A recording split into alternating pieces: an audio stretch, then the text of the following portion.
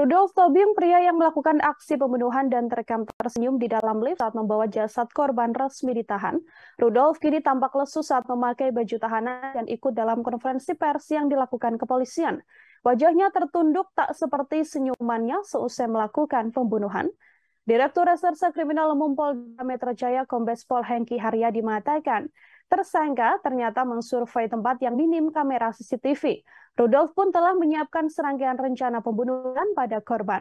Salah satunya, pelaku sempat belajar cara membunuh tanpa mengeluarkan suara. Hengki mengatakan Rudolf pun sudah menyiapkan sejumlah alat yang digunakan dalam membunuh Ica, yakni kabel tis dan juga plastik besar untuk membungkus korban. Kombes Pol Hengki Haryadi menyebut sebelum membunuh Ica, tersangka ternyata mengincar korban lain yang juga merupakan rekannya berinisial H, namun ternyata H sulit untuk dihubungi.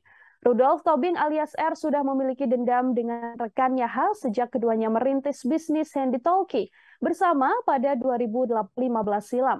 Polisi mengatakan Rudolf memendam dendamnya hingga 2022 dan akhirnya memiliki niat untuk membunuh H.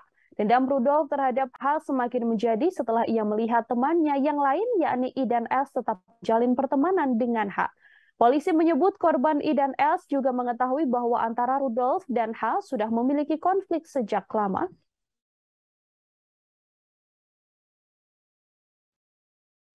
Ya, sebelumnya ada persesuaian keterangan yang bersangkutan dengan bukti digital yang kita periksa.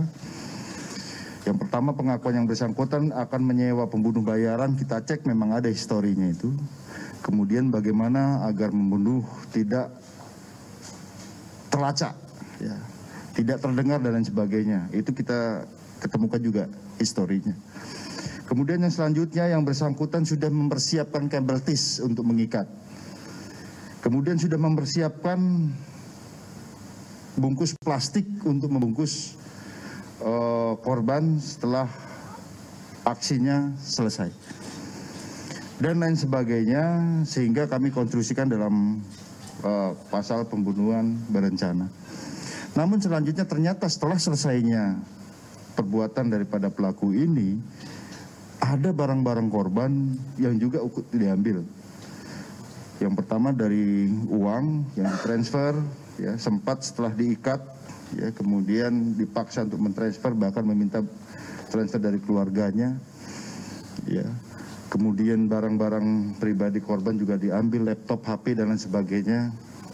Sehingga kami konstruksikan juga dengan pasal 365, pencurian dengan kekerasan. Rekan-rekan sekalian, kita mendalami sebenarnya apa motif daripada pelaku ini. Ternyata yang bersangkutan ini sudah ada konflik dengan salah satu target inisial H sejak tahun 2015, di mana antara keduanya ini ada hubungan kerjasama bisnis HT. Ini terakumulasi sejak 2015, ya, dendamnya ini sampai 2022 ini. Apalagi setelah melihat saking dendam kesumatnya, kemudian dan teman-teman yang dua orang ini juga tahu bahwa yang bersangkutan ini dendam dengan inisial H ini, mereka tetap berhubungan, artinya berteman. Ya, terlihat pada saat foto bersama, perkawinan salah satu dari temannya juga foto bersama. Ya, ini semakin dendam, oleh karenanya direncanakan oleh yang bersangkutan, dan ini ada persesuaian di mana target awal adalah temannya atas nama H ini yang utama. Namun yang bersangkutan saat itu tidak ada di Jakarta, sudah dihubungi melalui adiknya ini, dan itu ada buktinya juga. Ya. Kemudian yang bersangkutan akhirnya memprofiling mana yang paling gampang untuk adakan tindakan pembunuhan ini. Oleh karenanya korban I ini yang pertama, dia profiling apa hobinya, podcast dan lain sebagainya. Ternyata diawali dengan prank, ya. Pertama diawali dengan prank, diikat dulu bahwa ini terkait dengan podcast untuk yang disponsori oleh Kalung Kesehatan. Ya. Diikat, nah begitu diikat dia baru menyampaikan bahwa saya bohong.